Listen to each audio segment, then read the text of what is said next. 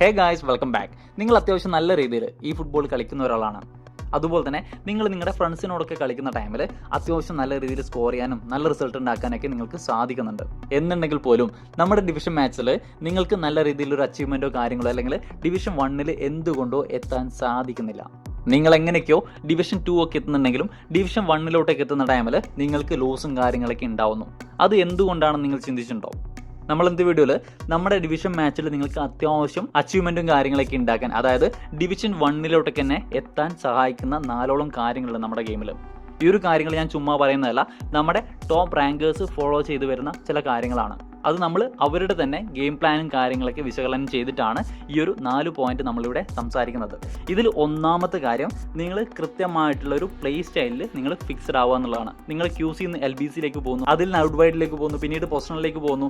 അങ്ങനെ നിങ്ങൾ ചാടി കളിക്കാതെ കൃത്യമായിട്ടുള്ള ഒരു പ്ലേ സ്റ്റൈലും കാര്യങ്ങളൊക്കെ നിങ്ങൾക്ക് ഉണ്ടാവണം എന്നുള്ളതാണ്. നിങ്ങൾ നിങ്ങളുടെ ഫ്രണ്ട്സിനോടൊക്കെ കളിക്കുന്ന ടൈമിൽ നിങ്ങൾക്ക് വേണമെന്നുണ്ടെങ്കിൽ ഇതുപോലെ സ്വിച്ച് ഒക്കെ ചെയ്ത് കളിക്കാം. പക്ഷേങ്കിൽ ഇതുപോലുള്ള ഡിവിഷൻ മാച്ചസിലേക്ക് വരുന്ന ടൈമിൽ നിങ്ങൾക്ക് കൃത്യമായിട്ടുള്ള നിങ്ങളുടെ ഗെയിം പ്ലേ എന്താണോ അതിന് കറക്റ്റായിട്ട് തന്നെയുള്ള ഒരു പ്ലേ സ്റ്റൈൽ നിങ്ങൾക്ക് ഉണ്ടാവണം എന്നുള്ളതാണ്. അത് എങ്ങനെ കണ്ടുപിടിക്കും ചോദിച്ചു കഴിഞ്ഞാൽ, നിങ്ങൾ കളിക്കുന്ന ടൈമിൽ നിങ്ങൾ നിങ്ങളുടെ തന്നെ ഗെയിം പ്ലേ സ്ക്രീൻ റെക്കോർഡ് ചെയ്യുക. പിന്നീട് അത് ഡീറ്റെയിൽ ആയിട്ട് തന്നെ എങ്ങനെയൊക്കെയാണ് നിങ്ങളുടെ മൂവ്മെൻറ്റും കാര്യങ്ങളൊക്കെ വരുന്നത്, നിങ്ങൾ എത്രത്തോളം ഹോൾഡ് ചെയ്തിട്ടാണ് ബോൾ പാസ് ചെയ്യുന്നത്, ഇതുപോലുള്ള കാര്യങ്ങളൊക്കെ നിങ്ങൾ ജസ്റ്റ് ഒന്ന് അനലൈസ് ചെയ്യുക. എന്നാൽ തന്നെ നിങ്ങൾക്ക് മനസ്സിലാവും നിങ്ങൾക്ക് കൃത്യമായിട്ടുള്ള ഒരു ടാറ്റിക്സ് അല്ലെങ്കിൽ പ്ലേ സ്റ്റൈൽ ഏതാണെന്ന്. നിങ്ങൾ അത്യാവശ്യം ക്വിക്കായിട്ട് തന്നെ പാസിട്ട് ബിൽഡപ്പ് ചെയ്യുന്ന ഒരാളാണെന്നുണ്ടെങ്കിൽ നിങ്ങൾക്ക് ഓക്കെ ആവുന്നത് ക്വിക്ക് കൗണ്ടർ ആയിരിക്കും. എന്നാൽ നിങ്ങളുടെ ഗെയിം പ്ലേയിൽ തന്നെ നിങ്ങളുടെ ഡിഫൻസിലോട്ടേക്ക് വരുന്ന ടൈമിൽ നിങ്ങൾക്ക് അത്യാവശ്യം നല്ല രീതിയിൽ ഡിഫൻസും കാര്യങ്ങളൊക്കെ പൊട്ടിപ്പോകുന്നു എന്നുണ്ടെങ്കിൽ തീർച്ചയായിട്ടും നിങ്ങൾ മനസ്സിലാക്കേണ്ടത് നിങ്ങൾക്ക് അറ്റാക്കിങ്ങിലോട്ടേക്ക് മാത്രമാണ് നിങ്ങൾക്ക് ഈ പറയുന്ന ക്വിക്ക് കൗണ്ടർ ടാറ്റിക്സ് ഓക്കെ ആവുന്നത്. പക്ഷെങ്കിൽ ഡിഫൻസിലോട്ടേക്ക് വരുന്ന ടൈമിൽ നിങ്ങൾ QCക്ക് ഓക്കെ അല്ല. നിങ്ങൾ തീർച്ചയായിട്ടും കുറച്ചും കൂടി ഡിഫൻസ് ലൈനും കാര്യങ്ങളൊക്കെ പുറകിലോട്ടേക്ക് വരുന്ന ഒരു ടാറ്റിക്സും കാര്യങ്ങളൊക്കെ നിങ്ങൾ യൂസ് ചെയ്യണം എന്നുള്ളതാണ്. പറഞ്ഞു വരുന്നത് ലോങ് ബോൾ കൗണ്ടറാണ്. നിങ്ങളുടെ ഗെയിം പ്ലേയിൽ നിങ്ങൾ അത്യാവശ്യം ഡിഫൻസും കാര്യങ്ങളൊക്കെ ഓക്കെ ആണെന്നുണ്ടെങ്കിൽ നിങ്ങൾക്ക് ആ ഒരു മാച്ചിൽ ഒരു 70% അഡ്വാൻറ്റേജ് ആയി എന്നുള്ളതാണ് അതിൻ്റെ ഒരു മീനിങ്. അതുകൊണ്ട് തന്നെ നിങ്ങൾ മനസ്സിലാക്കേണ്ടത് നമ്മുടെ മാച്ചിൽ അറ്റാക്കിങ്ങിനേക്കാൾ കൂടുതൽ നിങ്ങൾ പ്രാധാന്യം കൊടുക്കേണ്ടത് നിങ്ങളുടെ ഡിഫൻസിലാണ്. നിങ്ങൾ ഡിഫൻസിലോട്ടേക്ക് എങ്ങനെയാണ് ഇറക്കുന്നത്, എങ്ങനെയാണ് നിങ്ങൾ മാച്ചപ്പ് ചെയ്യുന്നത് എന്നുള്ള കാര്യങ്ങളൊക്കെ നോക്കിയിട്ടാണ് നിങ്ങളുടെ ടാറ്റിക്സും കാര്യങ്ങളൊക്കെ നിങ്ങൾ ഫിക്സ് ആക്കേണ്ടത്. നിങ്ങൾ 4 ഗോളോളം ഇങ്ങോട്ട് വഴങ്ങി ഒരു 5 ഗോൾ അങ്ങോട്ട് ഇട്ടിട്ട് ഒരു കാര്യമില്ല. ഈ ഒരു ഗെയിം പ്ലേ അല്ലെങ്കിൽ ഈ ഒരു രീതിയിലുള്ള വിന്നും കൊണ്ട് നിങ്ങൾ ഡിവിഷൻ മാച്ചിലോട്ടേക്ക് പോയി കഴിഞ്ഞാൽ നിങ്ങൾക്ക് ലോസ് മാത്രമേ ഉണ്ടാവുള്ളൂ. കാരണം ഡിവിഷൻ മാച്ചിലോട്ടേക്ക് വരുന്ന ടൈമിൽ അത്യാവശ്യം നല്ല രീതിയിലുള്ള ഓപ്പണന്റും കാര്യങ്ങളൊക്കെയാണ് നിങ്ങൾക്ക് വരിക. അതുകൊണ്ട് തന്നെ നിങ്ങൾ ആദ്യം മനസ്സിലാക്കേണ്ടത് നിങ്ങളുടെ ഗെയിം പ്ലേയിൽ ഒരു 70% ഇമ്പോർട്ടൻസ് നിങ്ങൾ കൊടുക്കേണ്ടത് ഡിഫൻസിനാണ്. ഞാൻ മുന്നേ പറഞ്ഞ പോലെ നിങ്ങളുടെ ഗെയിം പ്ലേയുടെ സ്ക്രീൻ റെക്കോർഡ് നിങ്ങൾ നോക്കിയിട്ട് നിങ്ങൾ എങ്ങനെ ഡിഫൻസ് ചെയ്യുന്നു, അത്യാവശ്യം മാച്ചപ്പും കാര്യങ്ങളൊക്കെ ചെയ്ത്, അല്ലെങ്കിൽ നിങ്ങൾക്ക് അത്യാവശ്യം മാനുവൽ ആയിട്ട് തന്നെ നിങ്ങൾ ഡിഫൻസിനെ കൺട്രോൾ ചെയ്യാൻ സാധിക്കുന്നുണ്ടെങ്കിൽ നിങ്ങൾക്ക് ക്വിക്ക് കൗണ്ടർ യൂസ് ചെയ്യാം. അല്ലാത്ത പക്ഷം നിങ്ങൾ ഒരു കാരണവശാലും ക്വിക്ക് കൗണ്ടർ യൂസ് ചെയ്യാൻ പാടില്ല. നിങ്ങൾക്ക് ഡിവിഷൻ മാച്ചിൽ അത്യാവശ്യം അച്ചീവ്മെന്റും കാര്യങ്ങളൊക്കെ ഉണ്ടാക്കാൻ പറ്റിയ ടാറ്റിക്സ് എന്ന് പറയുന്നത് ലോങ് ബോൾ കൗണ്ടറിനായിരിക്കും. അതിന് കണക്കായിട്ട് നിങ്ങൾ നിങ്ങളുടെ അറ്റാക്കിങ്ങിനെ ചേഞ്ച് ചെയ്യുക എന്നുള്ളതാണ്. ലോങ് ബോൾ കൗണ്ടറിന്റെ അറ്റാക്കിങ്ങിലേക്ക് വരുന്ന ടൈമിൽ അത്യാവശ്യം ലോങ് പാസും കാര്യങ്ങളൊക്കെ ആയിരിക്കും. അതുപോലെ തന്നെ ക്വിക്ക് കൗണ്ടർ പോലെ ഷോർട്ട് പാസ് അല്ലെങ്കിൽ പെട്ടെന്ന് പാസ് ഇട്ട് ബിൽഡപ്പ് ചെയ്യുന്ന ഒരു ഗെയിം പ്ലേ അല്ല. നിങ്ങൾ അത്യാവശ്യം ബോൾ ഹോൾഡ് ചെയ്ത് പ്ലേയേഴ്സിന്റെ റണ്ണും കാര്യങ്ങളൊക്കെ നോക്കി നല്ലൊരു വിഷനോടെ ബോൾ പാസ് ചെയ്യുന്ന ഒരു ഗെയിം പ്ലേ ആണ് നമ്മുടെ ലോങ് ബോൾ കൗണ്ടറിന് വരുന്നത്. നമ്മുടെ ഡിവിഷൻ മാച്ചിൽ നിങ്ങൾക്ക് നല്ലൊരു അച്ചീവ്മെന്റും കാര്യങ്ങളൊക്കെ ഉണ്ടാക്കാൻ വേണ്ടിയിട്ട് ഇതിലും ബെറ്റർ ആയിട്ടുള്ള ഒരു ടാറ്റിക്സ് അല്ലെങ്കിൽ പ്ലേ സ്റ്റൈൽ ഇല്ല എന്നുള്ളതാണ്. നമ്മളെ ടോപ്പ് റാങ്കേഴ്സിന്റെ എല്ലാം ഗെയിം പ്ലാൻ നിങ്ങൾ നോക്കിക്കഴിഞ്ഞാൽ നിങ്ങൾക്ക് കോമൺ ആയിട്ട് കാണാൻ പറ്റുന്ന ഒരു കാര്യമാണ് നമ്മുടെ ലോങ് ബോൾ കൗണ്ടർ എന്നുള്ള ടാറ്റിക്സ്. അത്യാവശ്യം നല്ലൊരു ടൈം നിങ്ങൾ സ്പെൻഡ് ചെയ്യുന്നത് ഡിവിഷൻ മാച്ചിലോട്ടേക്കാണെന്നുണ്ടെങ്കിൽ നിങ്ങളിപ്പോൾ തന്നെ നിങ്ങളുടെ ഡിഫൻസിനെ വിലയിരുത്തുക. ഡിഫൻസ് ഓക്കെ ആണെന്നുണ്ടെങ്കിൽ QCയിലേക്ക് പോവുക. അല്ലാത്ത പക്ഷം നിങ്ങൾ ഒരു കാരണവശാലും ക്വിക്ക് കൗണ്ടറായിട്ട് പോകരുത്. നിങ്ങൾക്ക് പറ്റിയ ടാറ്റിക്സ് ലോങ് ബോൾ കൗണ്ടറിനെയാണ്. അതിന് കണക്കായിട്ട് നിങ്ങൾ അറ്റാക്കിങ്ങിനെ മാറ്റിയെടുക്കുക എന്നുള്ളതാണ്. സോ നമ്മുടെ സെക്കൻഡ് പോയിന്റ് നോക്കുകയാണെന്നുണ്ടെങ്കിൽ നമ്മുടെ മാനേജറാണ്. നമ്മൾ മുന്നേ നമ്മുടെ പ്ലേ സ്റ്റൈൽ ഫിക്സ് ആയി കഴിഞ്ഞു. ഡിവിഷൻ മാച്ചിലോട്ടേക്ക് ഞാൻ കൂടുതൽ റെക്കമെൻഡ് ചെയ്യുന്നത് ലോങ് ബോൾ കൗണ്ടർ തന്നെയാണ്. സോ നിങ്ങൾ ലോങ് ബോൾ കൗണ്ടറിൻ്റെ കുറച്ച് മാനേജേഴ്സിനെ അറിഞ്ഞിരിക്കണം. ഇപ്പോൾ ടോപ്പായിട്ട് കിടക്കുന്ന കുറച്ച് മാനേജേഴ്സ് അല്ലെങ്കിൽ ടോപ്പ് 3 മാനേജേഴ്സ് നോക്കിക്കഴിഞ്ഞാൽ നമ്പർ 1 നമ്മുടെ ഇൻസാഗിയാണ്. സെക്കൻഡ് നോക്കുകയാണെന്നുണ്ടെങ്കിൽ നമ്മുടെ ഗാസ്പ്രീനി അത്യാവശ്യം നല്ല പെർഫോമൻസ് അല്ലെങ്കിൽ ഡിഫൻസീവായിട്ട് കുറച്ചുകൂടി ബെറ്റർ ആയിട്ട് എനിക്ക് തോന്നിയിരിക്കുന്നത് ഗാസ്പ്രീനി തന്നെയാണ്.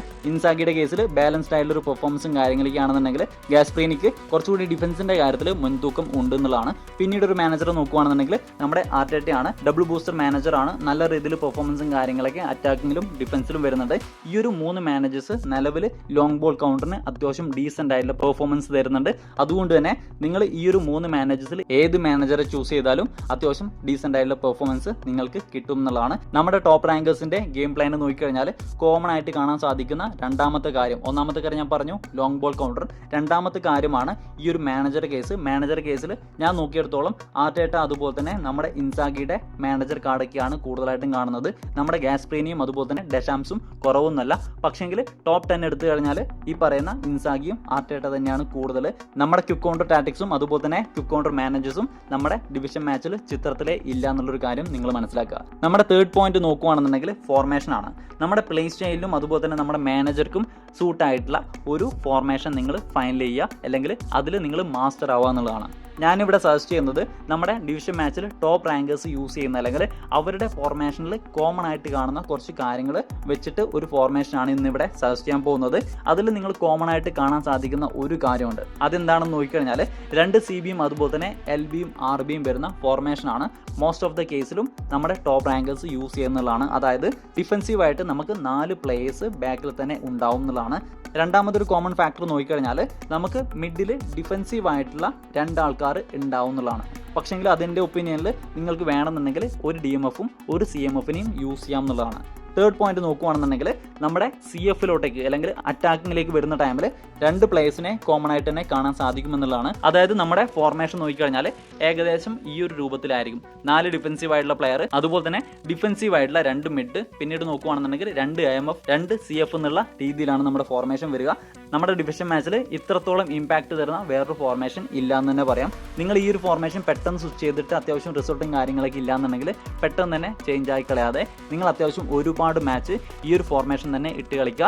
ഈ ഒരു ഫോർമേഷൻ നിങ്ങൾക്ക് ബെറ്റർ ആയിട്ടുള്ള റിസൾട്ടും കാര്യങ്ങളൊക്കെ ഉണ്ടാക്കിയെടുക്കാൻ സാധിച്ചു കഴിഞ്ഞാൽ ഡിവിഷൻ മാച്ചിൽ അത്യാവശ്യം നല്ല രീതിയിൽ അച്ചീവ്മെന്റും കാര്യങ്ങളൊക്കെ നിങ്ങൾക്ക് ഉണ്ടാക്കി എടുക്കാൻ സാധിക്കുമെന്നുള്ളതാണ്. 3 പോയിന്റ് നമ്മളിവിടെ പറഞ്ഞു കഴിഞ്ഞു.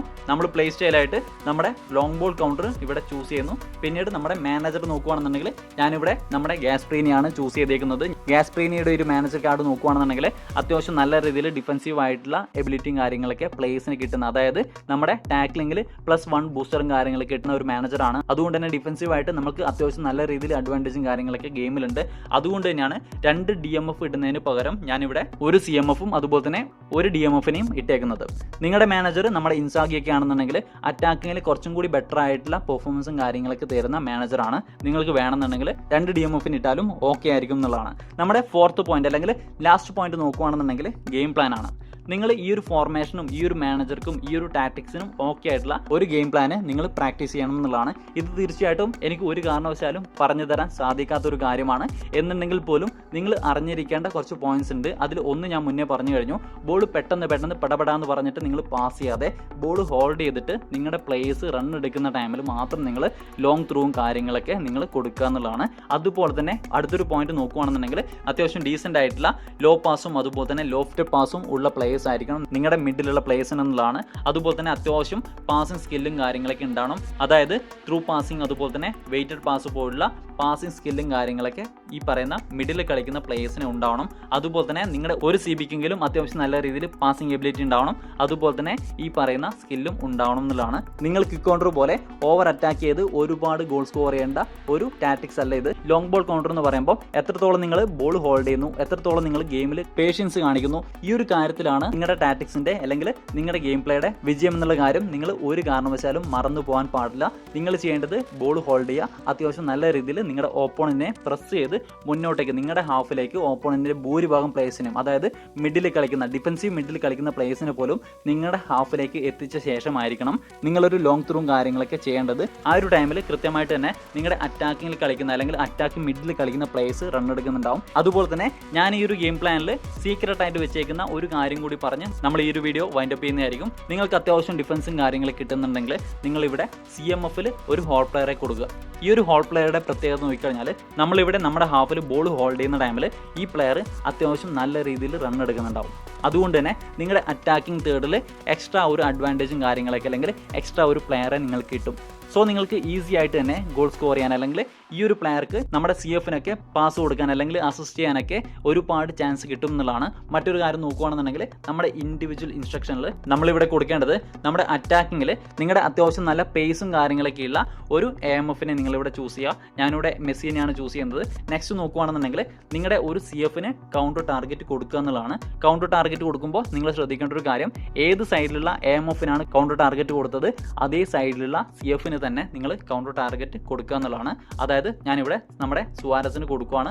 സോ നിങ്ങൾക്ക് ഇവിടെ കാണാൻ സാധിക്കും ഈ ഒരു AMF ഈ ഒരു ഭാഗത്തായിട്ട് തന്നെ കളിക്കുന്നുണ്ടാവും. അതുപോലെ തന്നെ നമ്മുടെ കൗണ്ടർ ടാർഗറ്റ് കൊടുത്ത സുവാരസ് ഒരു ലോങ് ത്രൂവും കാര്യങ്ങളൊക്കെ നമ്മുടെ മിഡിൽ നിന്ന് വരാൻ വേണ്ടിയിട്ട് ഈ ഒരു പൊസിഷനിൽ തന്നെ വെയിറ്റ് ചെയ്യുന്നുണ്ടാവും എന്നുള്ളതാണ്. സോ അതുകൊണ്ട് തന്നെ നമ്മുടെ മിഡിൽ ഹോൾഡ് ചെയ്യുന്ന ബോൾ നിങ്ങൾക്ക് പെട്ടെന്ന് തന്നെ അറ്റാക്കിംഗ് ഇൻസ്ട്രക്ഷൻ കൊടുത്തേക്കുന്ന നമ്മുടെ AMFന് കൊടുക്കാൻ സാധിക്കും. അവിടെ നിങ്ങൾക്ക് നമ്മുടെ കൗണ്ടർ ടാർഗറ്റ് ആയിട്ടുള്ള CFന് ഒരു ലോങ് ത്രൂവും കാര്യങ്ങളൊക്കെ കൊടുത്തു കഴിഞ്ഞാൽ നിങ്ങൾക്ക് ഈ ഒരു ഭാഗത്ത് തന്നെ ഗോൾ സ്കോർ ചെയ്യാൻ സാധിക്കും എന്നുള്ളതാണ്.